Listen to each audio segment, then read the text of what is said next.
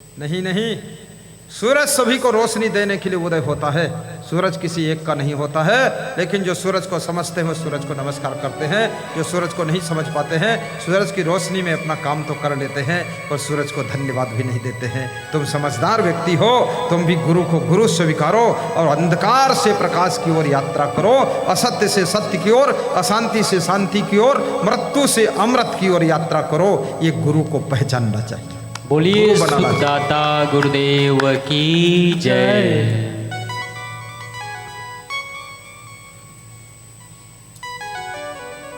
आपा तजय हरि भजय, हरि का भजन भी करो।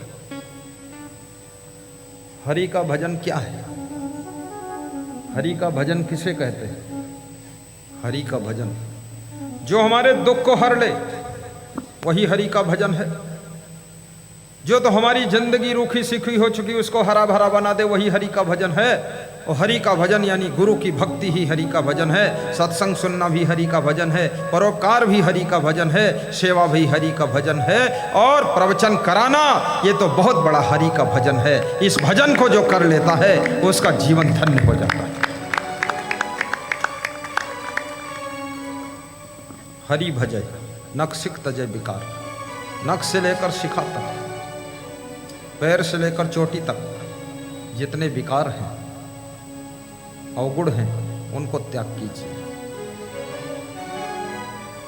मेरा यव गुण भरा शरीर प्रभु कैसे तारोगे, मेरा यव गुण भरा शरीर प्रभु कैसे तारोगे, प्रभु कैसे तारोगे, प्रभु कैसे तारोगे।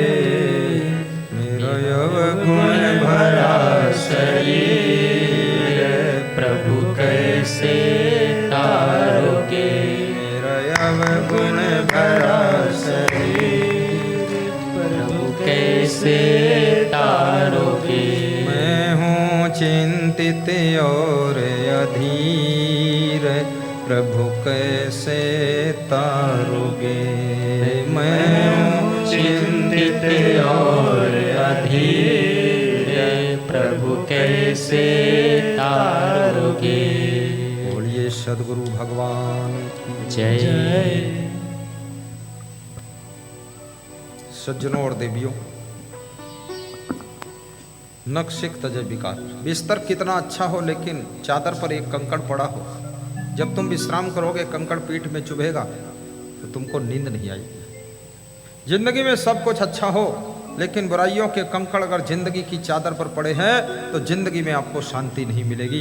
इसलिए बुराइयों के कंकड़ को झाड़ कर दूर कीजिए और अपने जीवन को अच्छाइयों से भर लीजिए। फिर देखिए जिंदगी में कितनी शांति मिलती है।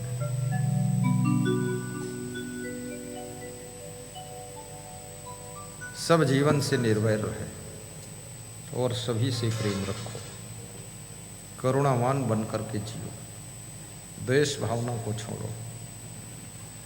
साधु मता है सार, और संतों का जो मत है, संतों का जो ज्ञान है, संतों की जो राह है वो सार है। उसको अपने जीवन में अपनाइए, आपका जीवन सुखी होगा। तन पवित्र सेवा किए धन पवित्र करिदान, मन पवित्र गुरु भक्ति करो होत त्रिविध कल्याण। गुरु भक्ति करने से मन पवित्र होता है, सेवा करने से तन पवित्र होता है, दान करने से धन पवित्र होता है। धन की 3 गतियां होती हैं, धन का भोग, धन का दान और धन का नाश। धन को जितना भोग लिया तुमने भोग लिया, जो दान दे दिया दे दिया, और भोगा भी नहीं और दान भी नहीं दिया, फिर धन का अंत गति है नाश हो जाना। आपके घर में दान पेटी भी रहना चाहिए। जीरा मिर्च मसाला के डिब्बा है, घी दूध के डिब्बे हैं, एक दान का डिब्बा हो जिसमें नित्य अपनी कमाई का 10 रुपये, 20 रुपये, 50 रुपये, 100 रुपये दान डालो। धर्मार्थ के लिए 10वां अंश निकालना चाहिए और उस 10वें अंश से धर्म की रक्षा का काम करना चाहिए। और सबसे बड़े पुण्य का काम है सत्संग।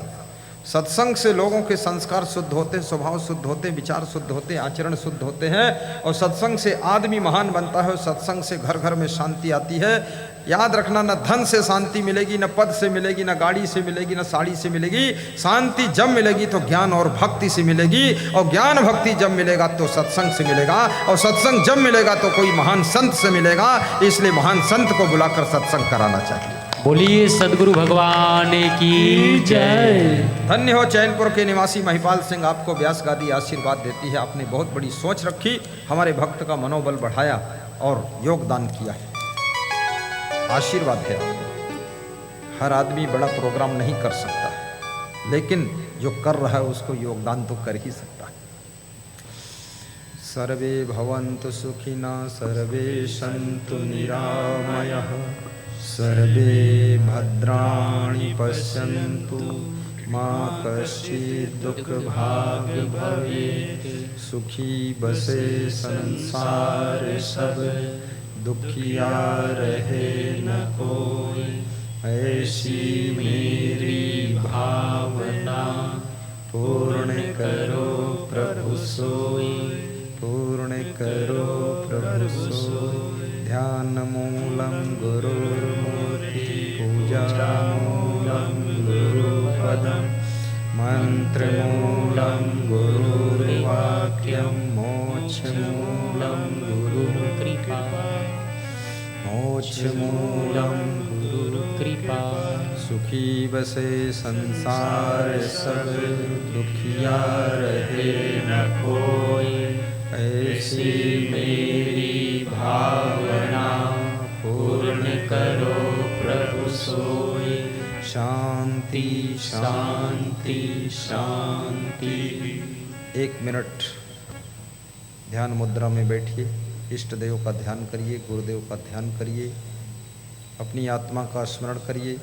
मैं अजर और अविनाशी आत्मा हूँ, मैं शरीर नहीं हूँ, मैं नाशवान नहीं हूँ, मैं अविनाशी हूँ। ऐसा स्मरण करिए।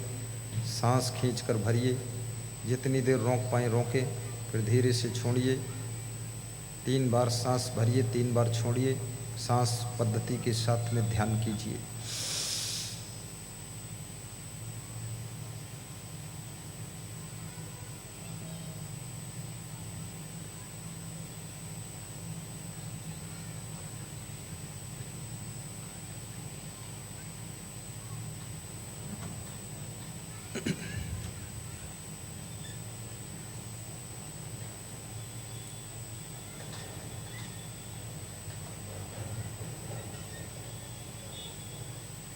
दोनों हाथ स्पर्श करके मुखमंडल पर कोमल हथेली स्पर्श करें।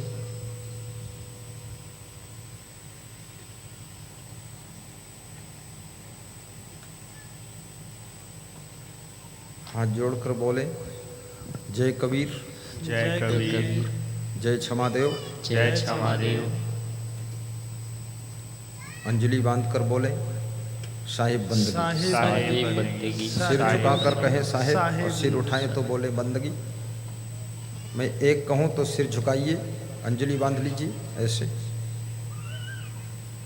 1 कहूँगा सिर झुकाना, साहिब बोलना, और 2 कहूँगा सिर उठाना, बंदगी बोलना। 1 साहिब, 2 बंदगी। 1 साहिब, 2 बंदगी। जोर से बोलो, 1 साहिब, 2 बंदगी। ताली बजा दो। साहिब बंदगी का अर्थ क्या होता है? साहिब माने श्रेष्ठ, साहिब माने दिव्य, साहिब माने पवित्र, साहिब माने परम पवित्र। बंदगी माने नमस्कार, प्रणाम। परम पवित्र आत्मा को प्रणाम करने का शब्द साहिब बंदगी है।